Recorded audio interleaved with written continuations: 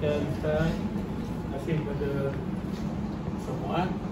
Jadi peliklah sikit komentar yang mohon untuk bagi anuah kan. Sepatutnya jadi okey.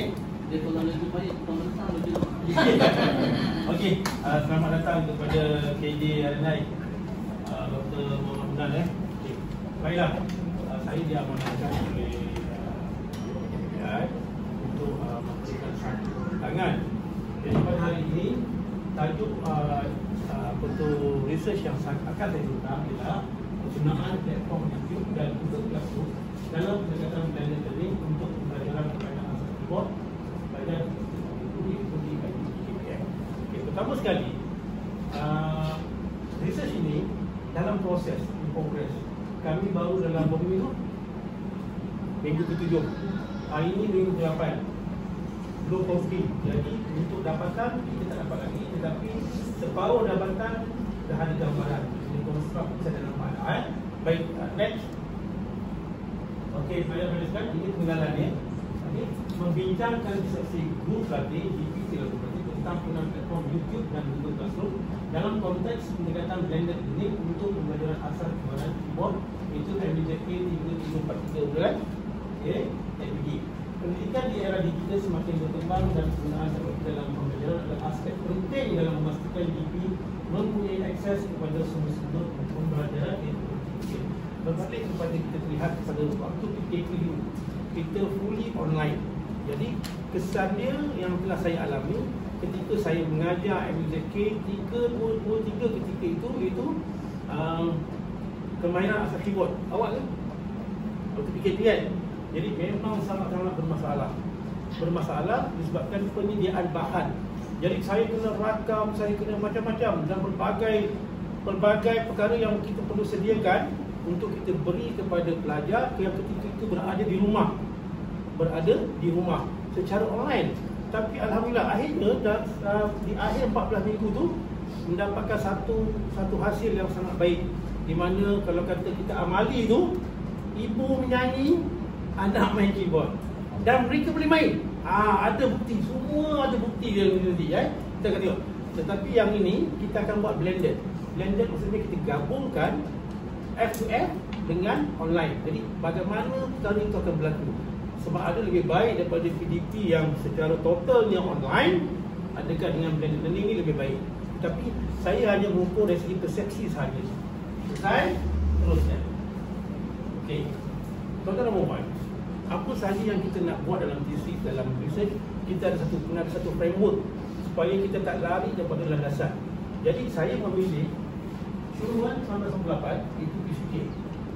Kita tahu belajar PCK itu apa? Beliau PCK je. Ini pembentang saja ni. Okey. PCK itu stand for Pedagogical Content Knowledge. Apa itu PCK? PCK ni waktu Schulman buat, dia nak membezakan antara seorang guru dengan orang lain. Beza dia. Contoh kita ambil, katalah pakar matematik dan lelaki semua. Lelaki tu Adi Putra, hebat, sangat hebat, konten knowledge dia sangat hebat. Tetapi dia tidak ada pedagogi. Dia tak tahu nak deliver sebaik mungkin. Progress dia dari segi psikologi, dari segi sosiologi. Ini yang guru ada. Faham tak? Yang guru ada pedagogical content knowledge. Kalau saya adalah orang yang mengajar muzik, metod saya berbeza dengan orang yang mengajar fizik, orang yang mengajar agama Islam. Dia ada falsafah dia ada metod pedagogi dia, ada kaedah-kaedah dia yang kita boleh pakai. Kalau orang muzik, falsafah pengikut muzik, dia berpegang kepada 3. Dalcroze, of Kodaly. Pembentang pula. Okey, 3 ini kita berpegang. Ini yang saya cakap pada Schulman lah. Dia nakkan, kalau kata PCK, pedagogi kita kena ada, konten kita kena ada. Jadi knowledge tentang konten, knowledge tentang pedagogi, itu beza. Oleh sebab saya akan menggunakan teknologi, Schulman ni diambil punya Misra ni orang India, scholar daripada India, scholar ni daripada Jerman. Dia ambil daripada Schulman ini, dia kembangkan, dia masukkan satu sayap untuk teknologi. Faham tak? Jadilah 3 ni. Ini pedagogical content, ini content knowledge, ini teknologi knowledge. Semua pengetahuan ini kita akan aim dekat sini. Kita akan aim dekat tengah tindakan ni. Faham? Sama dapat atau tidak? Kita akan dapat juga sini, kita akan dapat sini, tapi yang lebih efektif dia akan dapat kat sini. Tengah-tengah ni, tindakan ni. Boleh faham? Pelajar boleh faham Teruskan. Okey. Daripada tadi, okey. Daripada tadi saya keluarkan saya punya framework pula berdasarkan TPCK ataupun kalau dulu kita pakai TPCK tapi sekarang dia pakai TPEX. Saya ambil. Saya gunakan YouTube. Saya gunakan Google Classroom. Saya gunakan konten ni dengan asas kepada report. Tapi saya guna Blender. Ini nampak tak arrow ni? Nanti kita akan tengok. Nanti mula mengah.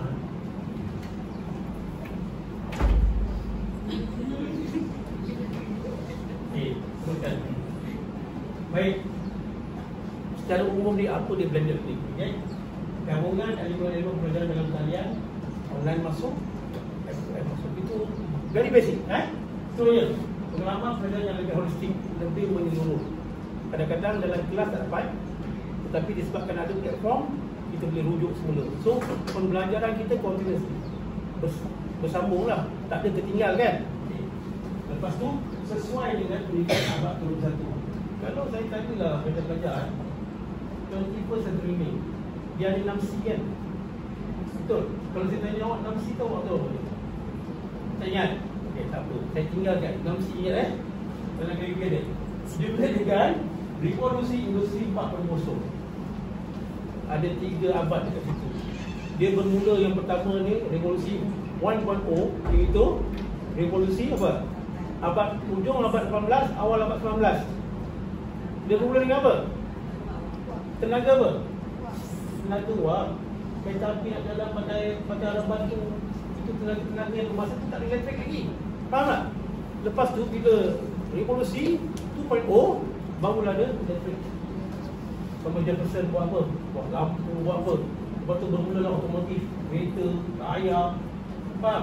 Lepas tu pergi kepada revolusi 3.0. Dekat situlah bermulanya komputer. Dekat situ ada lagi sekatan. Dia hanya komputer saja, tetapi tidak ada internet lagi. Bila dia bermula dengan one, barulah ada yang pakai mouse kan. Mula-mula tu bila komputer keluar mouse tu, dia letak dekat skrin. Gerak kan. Sebab sebelum ni gunakan keyboard dekat shortcut. Okay? Jadi akhirnya pergilah 4.0. Bila 4.0 zaman ni lah, bermula 2010 tu. Di mana 2010 itu bermulanya 4.0 tu, kita sudah dapat big data, apa lagi? Internet of Things, apa lagi? AI. Dalam AI ada apa? Ada ChatGPT yang kau gunakan tu. Guna tak? Kau guna tak ChatGPT? Guna apa? 3.5? 4.0? Betapa hebat dia. Awak tengok saya bagi contoh kalau tak guna sangat rugilah. Sebab dalam MQA pun dia dah benarkan, tapi ada syarat-syarat dia. Tahu tak Midjourney? Midjourney tu awak type saja, awak nak gambar apa? Saya nak gambar sawah, saya nak gambar gunung, saya nak gambar apa? Dia keluarkan CPT. Apa yang awak nak? Kalau prompt betul-betul, maka keluarlah dia. Nak cuba? Pakai type MIDJOURNY, Midjourney, satu X. Selesai? Dah faham Okay, terus. Buat saja dulu ni. Okey. Dia tak masalah. Masalah yang kita sedangkan bagi dia adalah untuk dia memahami sains belajar di seluruh terhadap penggunaan platform YouTube dan Google Classroom. Sebenarnya belajar kita dah guna dah waktu PKP 2019, 2020, 2021 kita dah guna dah. Kita gunakan GCR, Google Classroom kan. Tetapi bagaimana saya nak menempelkan platform YouTube tu nanti awak akan tengok. Macam pelajar sendiri dia tahulah sebab dia sedang melalui proses tu. Okey. Saya merujuk kepada kajian literatur daripada beberapa, ada 3 atau 4. Dia kata yang menggabungkan pelajaran dalam talian online dan FQM telah mendapat penggerapan daripada meningkatkan pelajar. Penggunaan platform seperti YouTube dan Google Classroom telah menjadi alat yang penting dalam memberikan akses kepada bahan pembelajaran yang boleh diakses secara dalam talian. bukan hanya berlaku dalam kelas, tetapi juga akan berlaku di luar kelas. Yang mana awak tertinggal dalam kelas tu, balik nanti awak boleh rujuk. Tapi cara nak merujuk itu, dia ada kaedah-kaedah dia. Nanti saya tunjuk lagi. Betul kan? Ini 3 jurnal yang saya dapat, yang boleh saya rujuk. Terus lagi. Okey. Sebelum saya memulakan ni, sebenarnya saya adalah tenaga pengajar di UPSI sebagai tenaga sambilan lah. Siapa nak scan boleh scan lah. Ketika ni saya cuba buat 14 minggu juga secara menggunakan webblog dan FTM. Boleh klik ni? Boleh klik dalam ni. Okey. Ini saya buat ketika 2010 Okey. Maksudnya ni, sejak minggu 1 sehinggalah minggu ke 14. Pembentangan pun ada, itu pun naikkan. Okey. Ini minggu ke 14. Okay. Stop. Cuba klik sini. Teruskan membaca. Klik sini. Okay. Di sini, di sini, contohnya saya sedang mengajar tarian seminggu kan.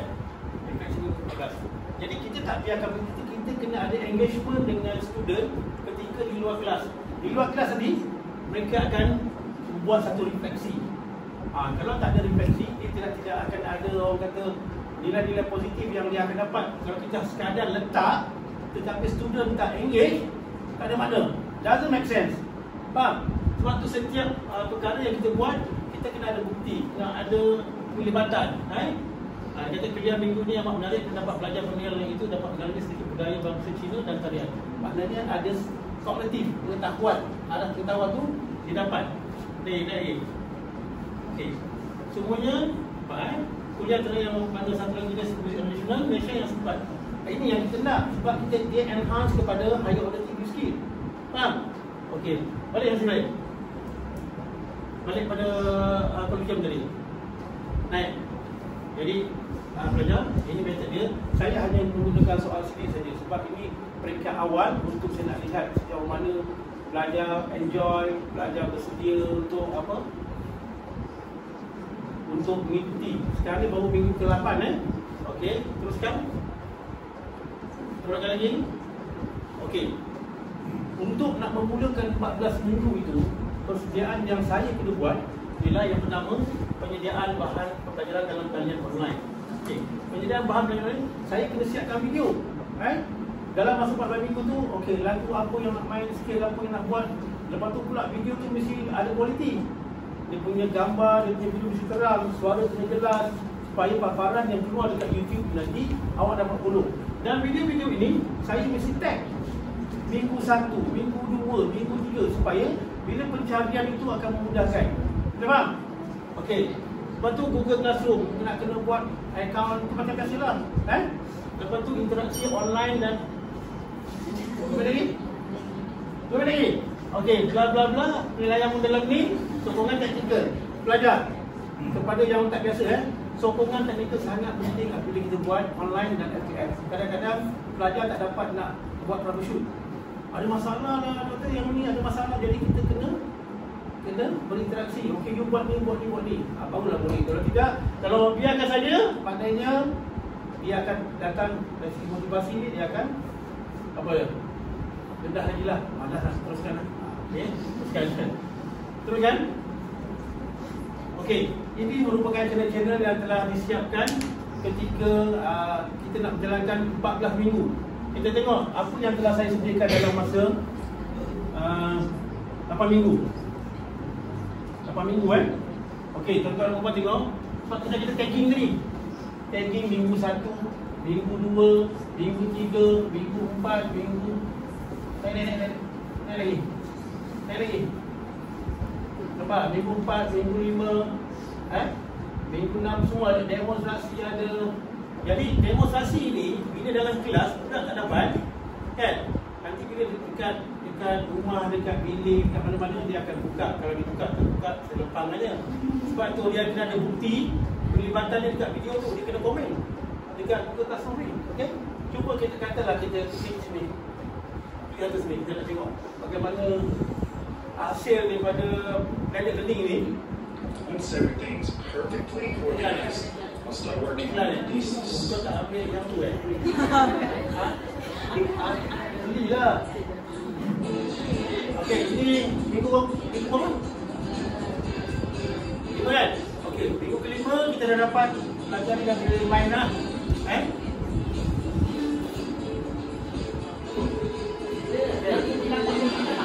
Simple ke?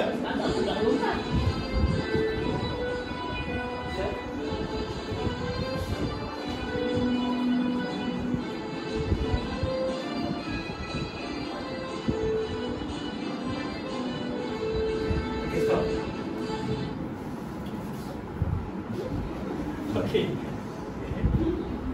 Saya nak tunjukkan untuk list pelajar pula. Tadi pensyarah kan? Ini pelajar pula. Okey. Kita playlist. Playlist. Dalam playlist ni tuan-tuan, nampak tak? Setiap individu ini kita tak nak kita buat tapak, tapi budak tak buat apa-apa. No, sorry. Dia kena ada bukti. Ini bukti dia.